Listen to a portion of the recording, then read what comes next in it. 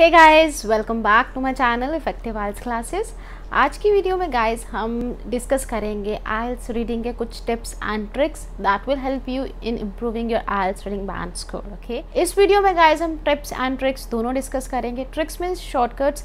If in any case आपके पास exam में टाइम कम रह जाता है, आपके पास टाइम नहीं बचता लेकिन आपके क्वेश्चंस रह जाते हैं, तो इन दैट केस आप कैसे ट्रिक्स लगा के, आप कैसे तुक्के लगा के अपने आंसर्स करके आ सकते हैं, जिसके कि ज़्यादा चांसेस होंगे कि वो आंसर्स सही जाएंगे। ठीक है, एंड हम कुछ टिप्स भी डिस्कस करेंगे that will help you while you will be attempting your IELTS exam. Okay, कि आपको मतलब कैसे किन बातों का ज़्यादा ध्यान देना है आइल्स रीडिंग एग्जाम देते हुए, आइल्स की रीडिंग सोल्व करते हुए। अगर आपने ये वीडियो चलाई है तो that means you are planning to sit in the IELTS exam soon. तो गाइज आपने बिल्कुल सही वीडियो पे क्लिक किया है, because this video is gonna help you in improving your IELTS reading score in every way. So without further ado video को start करते हैं। गाइज एक चीज़ आपको बता दूं कि टिप्स एंड ट्रिक्स मिक्स रहेंगी, so I will advise you not to skip any part of the video, because you never know कि किस सेकंड पे आप कौन सी इन्फॉर्मेशन मिस कर दें। ठीक है, सो मैं तो यही एडवाइस करूँगी कि आप वीडियो को पूरा देखें। इस वीडियो से आपको कुछ ना कुछ सीखने को ज़रूर मिलेगा।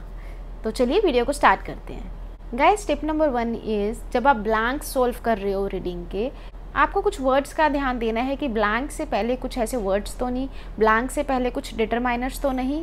डिटरमाइनर्स में गाइस कौन कौन से वर्ड्स आ जाते हैं? A, and, some, every, little, several, enough, all, many. मतलब अगर ऐसे वर्ड्स आपको ब्लैंक से पहले क्वेश्चन में मिलते हैं, देन दैट मीन्स कि आपको पैसेज में भी उस जो आपका मेन आंसर होगा उससे पहले वो वर्ड ज़रूर मिलेगा।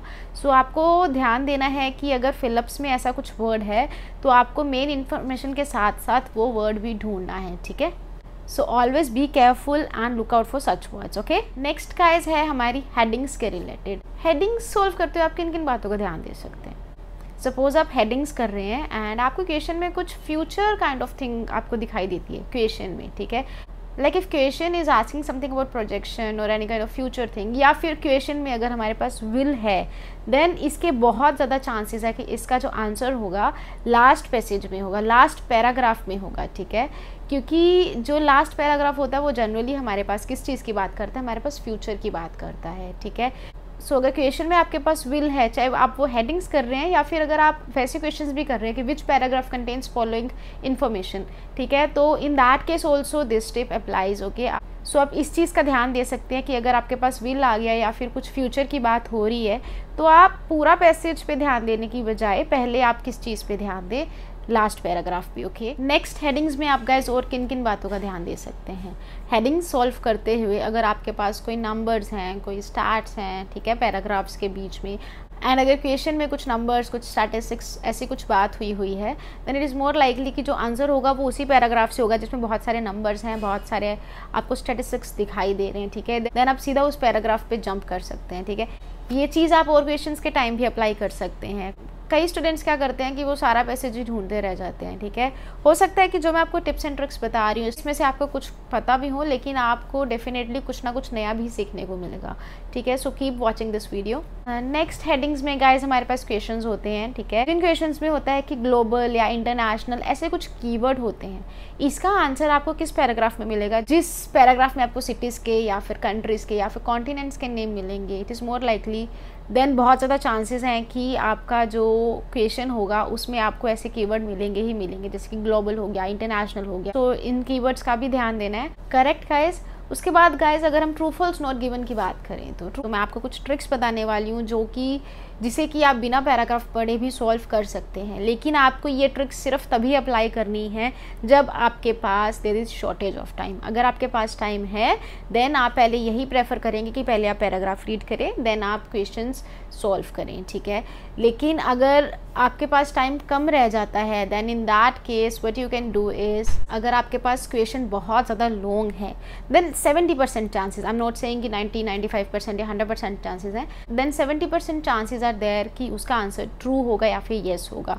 ट्रू या येस ये तो इंस्ट्रक्शंस के ऊपर डिपेंड करेगा कि उन्होंने ट्रू लिखने को बोला हुआ आपको या फिर येस लिखने को बोला हुआ है। लेकिन अगर क्वेश्चन बहुत ज़्यादा लॉन्ग है, आपको समझ में नहीं आ रहा कि इसका आंसर येस होगा या फॉल्स होगा, आपको मिल नहीं रहा, ठीक है, या फिर आपके पास शॉर्टेज ऑफ टाइम है, देन आप उस पर ट्रू लगा के आएंगे तो देन देयर 70% चांसेस कि आपका जो आंसर होगा वो सही होगा, ठीक है। नेक्स्ट गाइस हमारे पास जो ट्रिक है वो है कि अगर हमारे पास क्वेश्चन में दैन या फिर इन कंपैरिजन टू या फिर एज कम्पेयर टू आ जाता है, मतलब कंपैरिजन वाले अगर कुछ आपको वर्ड्स दिखाई देते हैं देन उस केस में ज़्यादा चांसेस हैं कि उसका आंसर क्या होगा, नॉट गिवन होगा। जो ये चीज़ है गाइज ये आपको 95% क्वेश्चंस में देखने को मिलेगी कि इनका आंसर आपको क्या मिलेगा, नॉट गिवन मिलेगा, क्योंकि जनरली जो पैसेजेस होते हैं उनमें कंपैरिजन नहीं बताया होता, ठीक है। सो अगर आपके पास टाइम की कमी है, आपको समझ में नहीं आ रहा, आपको नहीं मिल रहा ऐसा कुछ, या आपको समझ में ही नहीं आ रहा कि इसका आंसर क्या हो सकता है, देन आप क्या करें, चुप करके सिर्फ और सिर्फ नॉट गिवन मेंशन कराएं। 95% चांसेस आर देयर कि आपका आंसर क्या होगा, सही हो जाएगा। उसके बाद गाइज कुछ वर्ड्स हैं जिनका कि आपको बहुत ज़्यादा ध्यान देना है, जैसे कि ऑल, एनी, नेवर, है ना। ऐसे अगर कुछ वर्ड्स आपको दिखते हैं, ऐसे एक्सट्रीम वर्ड्स अगर आपको क्वेश्चन में दिखते हैं, देन अगर आपके पास टाइम नहीं है देन आप इन दैट केस आप फॉल्स मार्क करके आ सकते हैं इसका, ठीक है गाइस। अगर आपके पास इन्फॉर्मेशन है, सेम आपको इन्फॉर्मेशन दिखाई दे रही है, ठीक है, लेकिन एक केस में क्या है कि सब्जेक्ट चेंज है एंड दूसरे केस में क्या है कि ऑब्जेक्ट चेंज है, देन जिस केस में सब्जेक्ट चेंज है, ठीक है, उसमें आपका आंसर क्या होगा, नॉट गिवन होगा। सपोज मैं कहूँ कि नेहा ने 95% स्कोर किया, this is in the passage, ठीक है, नेहा ने 95% स्कोर किया, लेकिन आपको क्वेश्चन में आ रहा है नेहा ने 90% स्कोर किया, देन देखो इन दैट केस हमारे पास जो सब्जेक्ट है वो सेम है लेकिन जो ऑब्जेक्ट है वो चेंज हो रहा है। 95% पैसेज में था एंड क्वेश्चन में हमारे पास क्या है, 90%, देन इन दैट केस हमारे पास साफ दिखाई दे रहा है कि उसका आंसर क्या होगा, फॉल्स होगा। लेकिन अगर हमें पैसेज में है कि नेहा ने 95% स्कोर किया एंड क्वेश्चन में हमारे पास आ गया कि बिंदु ने 95% स्कोर किया, इन दैट केस हमारे पास सब्जेक्ट पैसेज में नहीं है, बिंदु की कहीं बात नहीं हुई पैसेज में, उस केस में आप नॉट गिवन करके आएंगे। अगर तो बिंदु की कुछ और वैल्यू दे रखी है देन वो अलग बात है, लेकिन अगर बिंदु के बारे में कोई जिक्र नहीं है, ठीक है, देन आप ये नहीं सोचेंगे कि 95% तो नेहा के आए थे, ठीक है, देन उसका आंसर क्या आप नॉट गिवन मार्क करके आएंगे, फॉल्स नहीं मार्क करके आएंगे, ठीक है। दोबारा बता देती हूँ एक बार, अगर तो हमारे पास सब्जेक्ट सेम है एंड ऑब्जेक्ट हमारे पास कॉन्ट्राडिक्ट कर रहा है देन हमारे पास क्या होगा, फॉल्स होगा उसका आंसर। लेकिन अगर हमारे पास ऑब्जेक्ट सेम है, ठीक है, पैसेज एंड क्वेश्चन में, एंड जो हमारे पास सब्जेक्ट है वो हमारे पास चेंज हो रहा है, देन इन दैट केस हमारे पास जो आंसर होगा वो ऑलवेज फॉल्स होगा, ठीक है। नेक्स्ट है गाइस हमारे पास जो फ्रीक्वेंसी वर्ड्स होते हैं, ठीक है, like occasionally, sometimes, often, usually, इन चीज़ों का बहुत ध्यान देना है, ठीक है। अगर ये वर्ड्स हमारे चेंज हो रहे हैं, सपोज पैसेज में हमारे पास लिखा हुआ है समटाइम्स, क्वेश्चंस में आ गया ओकेजनली, देन ये हमारा क्या है, पूरा मतलब चेंज कर रहा है क्वेश्चन का, then in that case also जो हमारा आंसर होगा वो चेंज हो जाएगा, हमारा आंसर फॉल्स हो जाएगा। सो जो फ्रीक्वेंसी वर्ड्स हैं या फिर जो मैंने ऊपर आपको पहले वर्ड्स बताए, all, no one, any, none, neither, जो ऐसे वर्ड्स हैं इनका बहुत ज़्यादा ध्यान देना, इन वर्ड्स को क्या है, इग्नोर नहीं करना, राइट।